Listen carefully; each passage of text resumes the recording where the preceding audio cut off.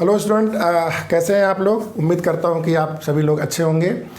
जैसा आप लोग को पता है कि जेईई मेन का एडमिट कार्ड रिलीज़ हो चुका है और एग्ज़ाम्स नेक्स्ट 10 डेज़ या 12 डेज़ में शेड्यूल हो चुके हैं और सभी का एडमिट कार्ड और कहाँ पे लोकेशन है, क्या डेट है, सबको पता हो चुका होगा। सो उम्मीद करता हूँ कि आप लोग अच्छे से तैयारी कर रहे होंगे और ये लास्ट 10 डेज़ आप लोग के लिए बहुत ही इम्पॉर्टेंट होते हैं, क्योंकि इस समय जो भी आप अपनी स्ट्रेटजी अपनाते हैं, जो आपने 2 ईयर जो भी आपने प्रिपरेशन किया है, उसको कैसे इन नेक्स्ट 10 डेज़ में आप उसको यूज़ कर रहे हैं, कैसे रिवाइज़ कर रहे हैं, इसी से आपका परफॉर्मेंस डिपेंड करता है जेईई मेंस में। कुछ बातें ऐसी हैं कि जो मैं शेयर करना चाहता था, जो मैंने अपने लाइफ में खुद एक्सपीरियंस किया था, या जो मैं लास्ट फ्यू ईयर से जब बच्चों को कोच कर रहा हूँ तो उसमें देखता हूँ कि बच्चों में क्या क्या फ्यू डेज़ में अगर वो ऐसा करते तो कैसे अच्छा परफॉर्म कर सकते थे। उसी पॉइंट्स को मैं डिस्कस करने जा रहा हूँ। तो इसमें जो सबसे पहला पॉइंट है, आपकी रिवीजन स्ट्रेटजी कैसी होनी चाहिए। रिवीजन स्ट्रेटजी के लिए जो भी नोट्स आज तक आप लोगों ने बनाया है, उस नोट्स को आप लोग को एक तरफ से रिवाइज़ करना है। तो मेक श्योर कि whatever you have written till now, कहीं पे भी नोट्स है, कई सारे ऐसे नोट्स हैं जो हमने कभी दोबारा देखे ही नहीं। अगर किसी भी चीज़ को आपने अच्छे से पढ़ाई किया है and if you have not revise that thing properly, ये उसी तरह हुआ कि आपने उस चैप्टर को कभी नहीं पढ़ा है। विदाउट रिवीजन वो चैप्टर आपके लिए कोई फ़ायदा नहीं होगा, उस चैप्टर से आप कुछ भी नहीं कर पाएंगे। तो नेक्स्ट 10 डेज़ में ये इंश्योर करना है कि आज तक जो भी आपने 2 ईयर तक हार्ड वर्क किया है, उसके ईच एंड एवरी चीज़ को आपको ध्यान से देखते हुए और फिर से उसको रिवाइज़ कर लेना है, आपको मेमोराइज़ कर लेना है।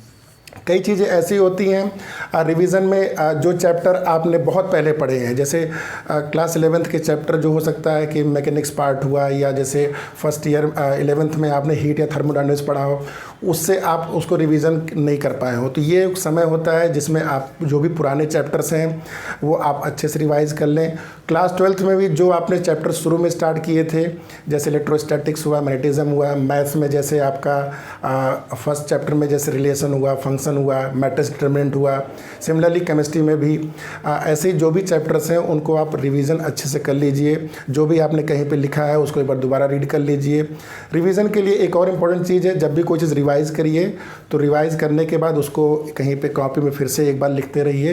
एक बार लिखने से क्या होता है कि वो चीज़ और अच्छे से रिवाइज हो जाती है। Okay, in the second point, few chapters should not be missed. जैसे कुछ ऐसे चैप्टर हैं जिस पे हम लोग ज़्यादा फोकस नहीं करते हैं, लेकिन वो एग्जामिनेशन पॉइंट ऑफ व्यू से काफ़ी स्कोरिंग हो सकते हैं। जैसे मैथ्स में जनरली टीचर लोग उसको छोड़ देते हैं। जैसे मैथमेटिकल रीजनिंग चैप्टर हुआ, उसमें से आप देखेंगे तो एवरी ईयर उसमें से एटलीस्ट एक क्वेश्चन आता है जो कि लॉजिक पे डिपेंड करता है और बहुत ही सिंपल होता है। इसी तरह फिज़िक्स में जैसे आप फिज़िक्स में जैसे आप सेकंड बुक में अगर आते हैं तो जैसे आपका सेमीकंडक्टर में लॉजिक गेट्स होता है, या सेमीकंडक्टर टॉपिक, या मॉडर्न फिज़िक्स में कुछ चैप्टर्स हैं। सिमिलरली ऐसे इनऑर्गेनिक केमिस्ट्री भी कुछ ऐसे चैप्टर्स हैं जिसको आप लास्ट मोमेंट में थोड़ा सा पढ़ सकते हैं और उसमें से बहुत ही ईजिली स्कोर कर सकते हैं। ऐसा कोई भी चैप्टर मैं रिकमेंड नहीं कर रहा हूँ कि जो चैप्टर बहुत ही बड़े हैं, जैसे मैकेनिक्स पोर्शन हुआ, इलेक्ट्रोस्टैटिक पोर्शन हुआ, अगर ऐसे चैप्टर किसी में आपने बहुत ज़्यादा फोकस नहीं किया है तो लास्ट मोमेंट पे ऐसे चैप्टर को एडवाइज़ नहीं किया जाता है। लेकिन कुछ चैप्टर्स ऐसे हैं जो बिट्स एंड पीसेज में छोटे छोटे होते हैं, जिसको आप 1 डे हाफ डे देकर थोड़ा थियरी एक बार रिवाइज़ कर लीजिए, उसके बाद कुछ जेईई मेन के क्वेश्चन कर लीजिए, तो आपको एक कॉन्फिडेंस हो जाएगा कि ये क्वेश्चंस मैं कर सकता हूँ। तो ऐसे चैप्टर को आपको मिस नहीं करना चाहिए। 3-4 क्वेश्चन अगर आप एक्स्ट्रा कर लेते हैं तो ये आपके रैंकिंग और आपके परसेंटाइल में बहुत ही हेल्प करेगा। उसके बाद कई बच्चों का क्वेश्चन होता है कि सर टाइम टेबल अभी क्या होना चाहिए। तो अभी टाइम टेबल अगर कहा जाए क्या टाइम टेबल होना चाहिए, तो for the time table I would recommend कि अभी केवल आपके पास पढ़ाई के अलावा कुछ और नहीं करना चाहिए आपको। मॉर्निंग में 6 o'clock पे आप स्टार्ट करिए और इवनिंग में मतलब नाइट में 10 o'clock तक आप सो जाइए। मैं जनरली रिकमेंड नहीं करता हूँ कि आपको बहुत ही नाइट में स्टडी करनी चाहिए, क्योंकि जैसे नाइट में आप 1 o'clock 2 o'clock अगर रात में अगर पढ़ते हैं तो what happens in that case कि आपका दिमाग उस लेवल से काम नहीं करता है। तो आपको हेल्दी रहना है, दिमाग आपको हेल्दी रखते हुए फिर आपको पढ़ाई करनी है। तो टाइम टेबल ऐसा मेंटेन करिए कि ये आपका शेड्यूल जो भी आपका बॉडी क्लॉक है वो कभी भी गड़बड़ ना हो। ओके, नेक्स्ट क्वेश्चन आता है कि सर कौन सा सब्जेक्ट मैं अपियर करूँगा। मैक्सिमम स्टूडेंट अभी तक डिसाइड कर चुके होंगे कि मुझे कौन सा सब्जेक्ट पहले अटेम्प्ट करना है जेईई मेन में। जनरली वही सब्जेक्ट होने चाहिए जो आपके स्ट्रांग सब्जेक्ट होते हैं। अगर आप मैथ्स में बहुत स्ट्रांग है तो मैथमेटिक्स आपको पहले करना चाहिए। अगर आप केमिस्ट्री में बहुत स्ट्रांग है तो केमिस्ट्री करना चाहिए। इसी तरह अगर फिजिक्स में बहुत स्ट्रांग है तो पहले फिजिक्स करना चाहिए। लेकिन ये फिर भी ये आपको अगर अभी तक आप क्लियर इस मामले में नहीं है कि मुझे क्या करना चाहिए, कौन सा सब्जेक्ट मुझे पहले अप्लाई करना चाहिए, तो rather than deciding at the last moment कि जेईई मेन में जाते समय now you just after looking the paper you decide which subject I should start, तो मैं इसको कहना चाहूँगा कि उस चीज़ को अभी से आप थोड़ा सा प्रैक्टिस कर लीजिए कि किसको आपको करना है। तो उसका सबसे अच्छा तरीका है कि एनटीए अभ्यास वेबसाइट पे जाइए और उस वेबसाइट पे जाके प्रीवियस ईयर के you can see lot of paper, around 100 paper are there, so just select one few papers from there और उसको आप किसी दिन मॉर्निंग में आप जैसे जेईई मेन का जो टाइमिंग होता है अराउंड 9:30 to 12:30 होता है, तो उसी टाइम में आप उसको अपीयर कीजिए। I would recommend at least 4 or 5 paper you should appear before JEE Main. So इसमें आपको एक रफली आइडिया मिल जाएगा कि मुझे कौन सा सब्जेक्ट पहले करना चाहिए, थोड़ा इससे आपको आइडिया लग जाएगा। बाकी आपको उसको इस पेपर को आपको एज एग्ज़ाम की तरह लेना चाहिए, जिससे कि आपका जो भी एंग्जाइटी है, जो भी फियर है, वो थोड़ा सा आप रिमूव कर सकें।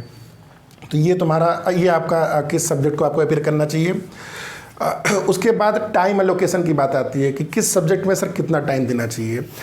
तो आइडियली जो रिकमेंड किया जाता है कि केमिस्ट्री सब्जेक्ट में जैसे कुछ पोर्शन आपके काफ़ी थियरी होते हैं तो उसको आप 40 से 45 मिनट में इसको आप फिनिश कर सकते हैं।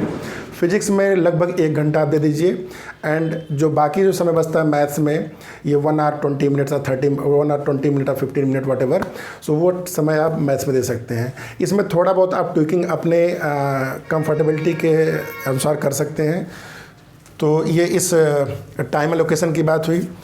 तो सबसे लास्ट पार्ट मैं बताना चाहूँगा कि फियर एंड एंग्जाइटी ये लास्ट 10 days बहुत इंपॉर्टेंट होते हैं और इस समय बहुत ही बच्चे मतलब जब रिवीजन शुरू करते हैं तो उनको लगता है कि इतना सारा मैंने पढ़ा था और मैं कैसे रिवाइज़ कर पाऊँगा, या मैं अच्छा स्कोर कर पाऊँ नहीं कर पाऊँगा, मेरा रिजल्ट कैसा होगा, बहुत सारे दिमाग में क्वेश्चंस आते हैं।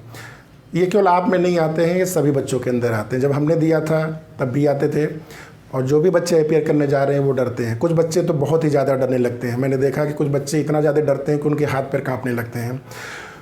तो फियर तो सबके अंदर आना है, ये तो कन्फर्म है, लेकिन उसको आपको कंट्रोल करने आना चाहिए। थोड़ा सा कोशिश कीजिए कि आप बहुत मत डरिए, क्योंकि सभी लोग डर रहे हैं। जो कम डरेगा समझ लीजिए वही क्वालिफाई कर पाएगा। डरने से कुछ हेल्प नहीं मिलने वाला है। एंग्जाइटी कम करते रहना है, आपको बहुत ज़्यादा डरना नहीं है, रिलैक्स रहना है। जो भी आप मेहनत कर सकिए उसके लिए आप करिए, बाकी जो होगा वो तो देखा ही जाएगा। लास्ट में जो पार्ट है ये हेल्थ पार्ट लास्ट 10 days में बहुत इंपॉर्टेंट है, क्योंकि इस समय आप बीमार होने का रिस्क नहीं ले सकते हैं। तो अवॉइड कीजिए कहीं भी बाहर जाना, अननेसेसरी घूमना फिरना। ये इस चीज़ को कोई भी आपको जो खाना पीना है तो उसको सही से खाइए, क्योंकि लास्ट 10 days आपको यही सबसे इम्पॉर्टेंट टाइम होता है जब आप अपने स्टडी को मोमेंटम दे सकते हैं। और इस समय अगर आप किसी दिन आपको मान लीजिए कोल्ड हो गया या हेडेक हो रहा है नेसेसरी, तो हेल्थ को बहुत ही ध्यान रखना है। सो अगर इन सब पॉइंट को आप ध्यान से देखेंगे तो मेरे ख्याल से आप अच्छा कर लेंगे। एक और इम्पॉर्टेंट पॉइंट मैं बताना चाहूँगा, कुछ स्टूडेंट इस समय rather than revising notes, what they start doing, they basically start reading books, thick books, like कोई भी आपने बड़ी सी बुक उठा ली उसको पढ़ना। तो ये वो समय नहीं होता है। इस समय आप कोई भी बहुत मोटी बुक नहीं पढ़ेंगे। जो भी आपने रिवीजन किया है, जो भी आपने नोट्स बनाए हैं, उसी को आपको रिवाइज करते रहना है।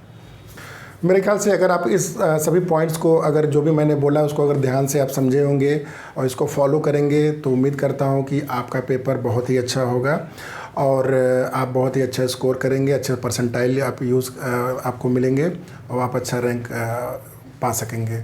मेरी तरफ से आपको बहुत शुभकामनाएं कि आप इस समय को बहुत अच्छे से यूटिलाइज़ कीजिए, बिना डरे हुए, बिना एंग्जाइटी फील करे हुए, और अच्छे से आप रिवाइज़ करते हुए और अच्छा मार्क्स स्कोर करिए। Thank you.